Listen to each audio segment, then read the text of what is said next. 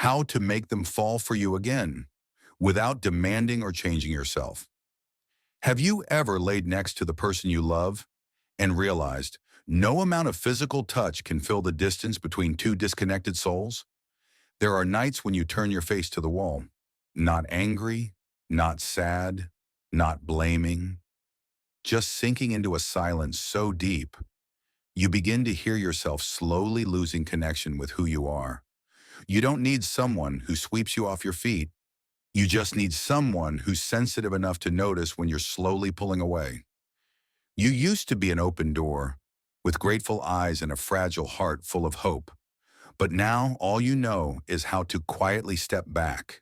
Because every time you opened up, you touched a cold indifference met with no response. And then you start asking yourself, am I asking for too much? Am I no longer attractive like I used to be?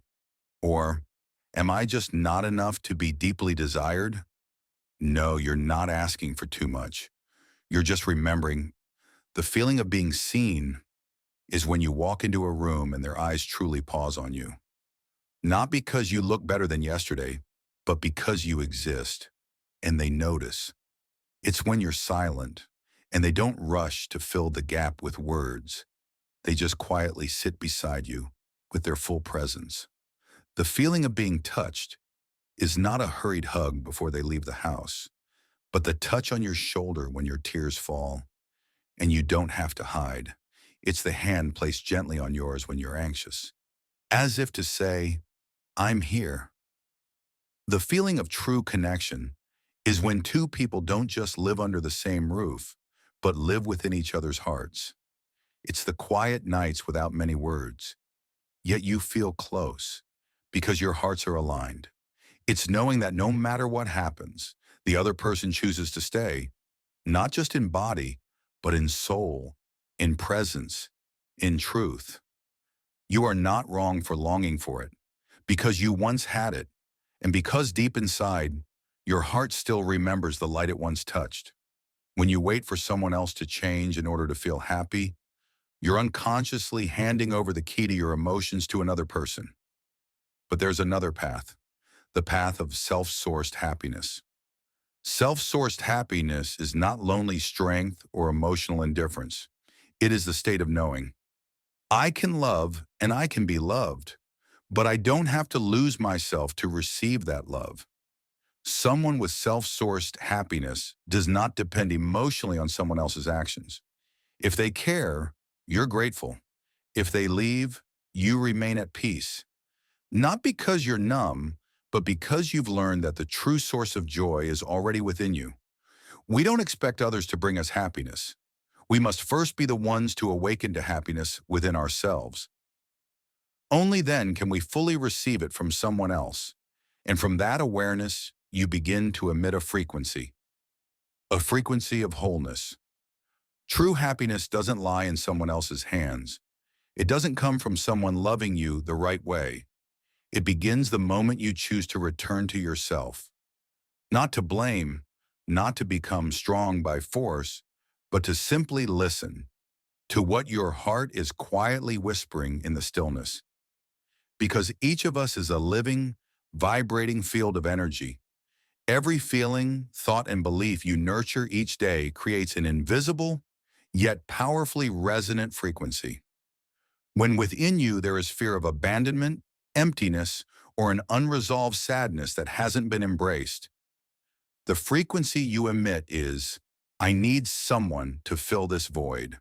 And the world, like a mirror of energy, will reflect back to you people who are incomplete, unclear, unsettled, just like you. But when you pause, turn inward, and begin to nurture your own light, a gaze of self-respect, a gentleness toward yourself, a love that is unconditional from within, then even without saying a word, people around you will feel it.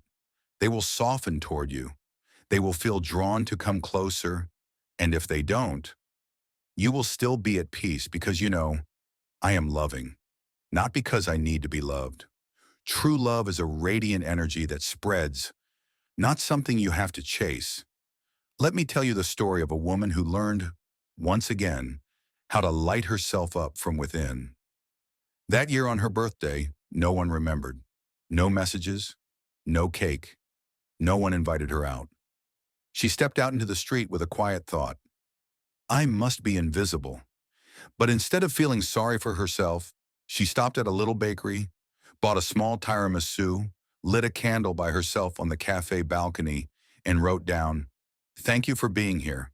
Still alive, still kind. Even if no one sees you, I see you, and that's enough." It was the first birthday she had ever celebrated for herself. No crowds, no applause, only one person, herself, finally recognizing her own worth.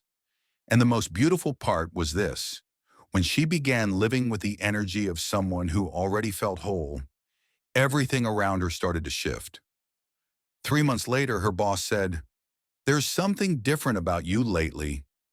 It wasn't her appearance, it was her energy, the quiet, radiant confidence of a woman who has learned to truly love herself. True happiness doesn't come from clinging to someone else. It begins when you center yourself in joy, and from that grounded place, you naturally illuminate your relationship. A woman who feels whole doesn't say, "You have to text me, come home early, hug me, only then can I be happy." Instead, she gently asks, "What beautiful thing can I offer him today? How can I become the kind of partner I would want to stay with forever?" Self-generated happiness doesn't isolate you. It makes you shine. Shine not because you're trying to make someone love you. Shine because you know, I am the gift. And true love will always be drawn to a gift like this. Self-sourced happiness isn't about tough loneliness or indifference. It's the calm awareness. I can love and I can be loved, but I will not lose myself just to have love. A person with inner happiness does not depend on someone else's actions to feel okay. If they show you love, you feel grateful. If they drift away, you stay at peace. Not because you are numb, but because you understand. The root of joy lives within you. And from that awareness, you begin to radiate a new frequency, the frequency of wholeness. There was once a young wife, just like that. Her husband grew distant, quiet, and almost completely stopped being romantic. She used to think, if he changes, I'll feel happy again. But one day she looked in the mirror and didn't recognize herself anymore. So she began waking up 20 minutes earlier each day. She dressed beautifully, not for compliments, but to remind herself she was still worthy of love. She started applying lotion, tending to her plants, playing soft music, and sipping tea in silence. Her husband was still quiet, but after a while he looked at her and said, "You look different lately." And then one morning, he sat next to her. He didn't say a word. He just sat. It all began when she returned to herself. She didn't need to ask for anything. She simply returned to herself, the woman who knew how to love herself, and from that, radiated wholeness. Center yourself in happiness. Commit yourself to the connection. It's not about clinging to someone else for happiness. It's about choosing to center your joy first, and from there, shining light into the relationship. A woman who feels whole doesn't say, "You have to text me, come home early, or hold me for me to be happy." She gently asks, "What beautiful energy can I bring to him today? How can I become the kind of partner I'd want to spend forever with?" Self-sourced happiness doesn't isolate you. It makes you shine. You shine not because you're trying to make someone love you. You shine because you know, I am the gift. And true love will always want to be near the gift. Closing, healing and heart awakening, plus calling in the light. You don't need to be perfect to be loved. You simply need to come home to yourself in a way that feels whole, clear, and kind. Because a person who truly loves themselves is never abandoned, for they always stay beside their own heart in the loneliest of moments. If today you're feeling hurt, disconnected, or hollow in your relationship, don't rush to place the blame on the other. Sit with yourself. Light a candle for you. a soft flame, a quiet space.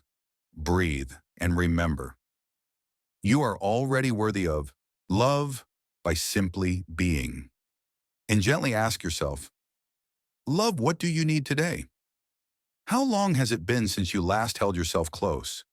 From that very moment, you are beginning a true healing journey, not to hold on to someone else, but to reunite with the whole, radiant self you once left behind. The most beautiful love doesn't come from the effort to possess. It flows from the energy of someone who knows how to live, how to love, and who knows they are the light. And when you live that way, love can't help but return. If this video touched something inside you, follow the love equations so that each week you come back home, you heal a little deeper, and you receive more light through truth and kindness. Because the journey of love always begins with you, and I'll be right here, walking with you, one step at a time.